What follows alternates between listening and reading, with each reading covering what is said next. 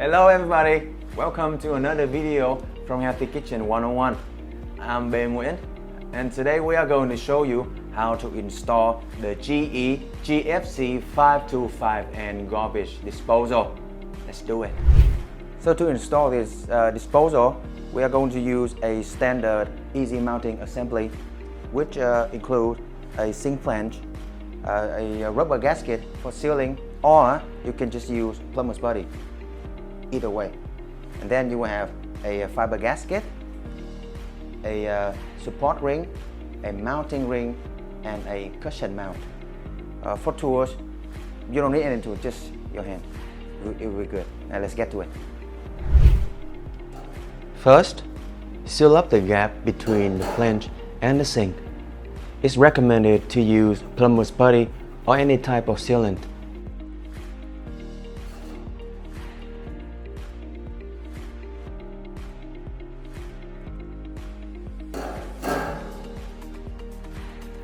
But if you don't have any around, the included rubber gasket is good too.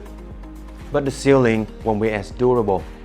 With putty, press firmly to make sure the substance fills up the gap. Remove the excess sealant and use something heavy to hold the flange in place. Here, we use the disposal itself because it's quite heavy already. Go under the sink and remove the excess substance.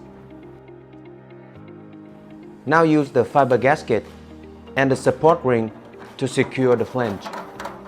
Tighten with your hands until snug. Next goes the mounting ring and the support mount.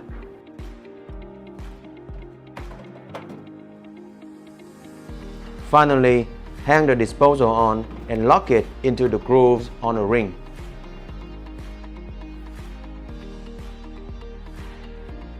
Thank you for watching, and we'll see you soon.